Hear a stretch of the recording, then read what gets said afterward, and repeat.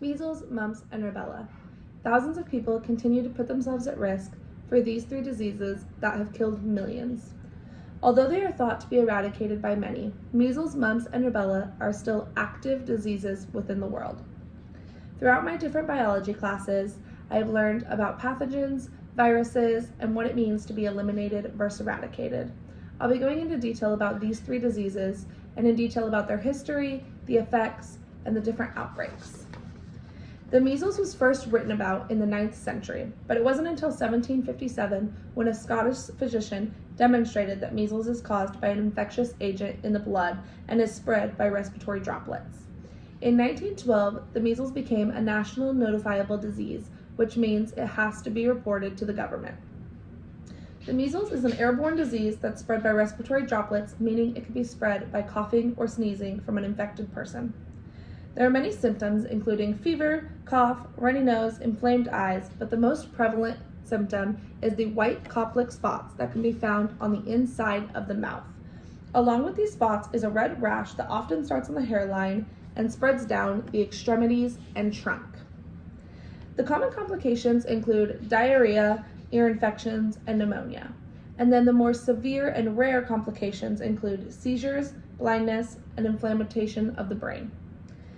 The measles was classified as an epidemic because those who have been infected become immune, but if it spreads to a new area, it can be devastating. Between 1855 and 2005, the measles is estimated to have killed around 200 million people worldwide. The most devastating part of the measles outbreak is that it can wipe out large portions of a community. In the 1850s, it took out 20% of the population in Hawaii.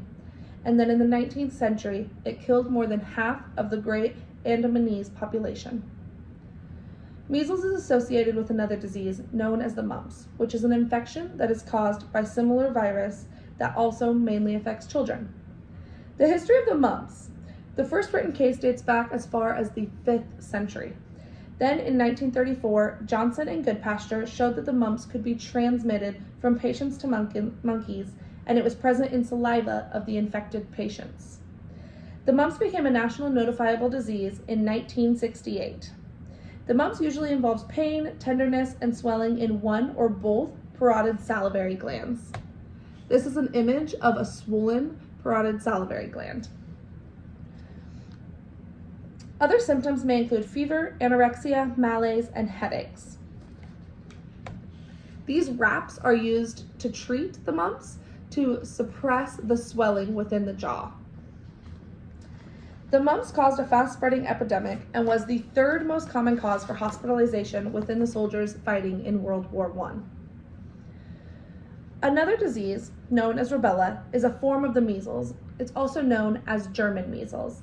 It does not come with the same complications that measles has, but it's still a viral infection that affects children and is very similar to the measles rash.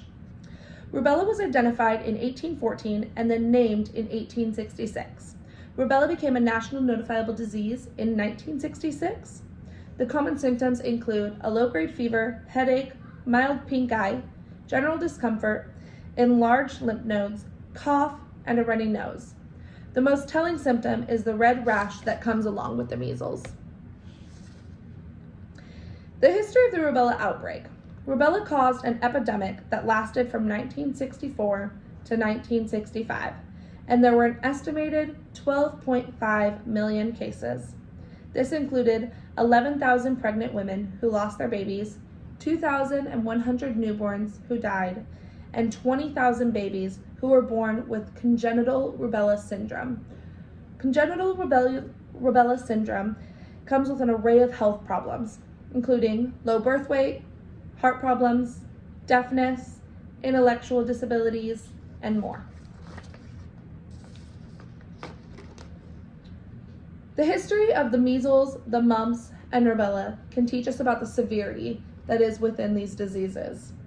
Although the numbers have decreased, measles, mumps, and rubella are still responsible for thousands of deaths each year.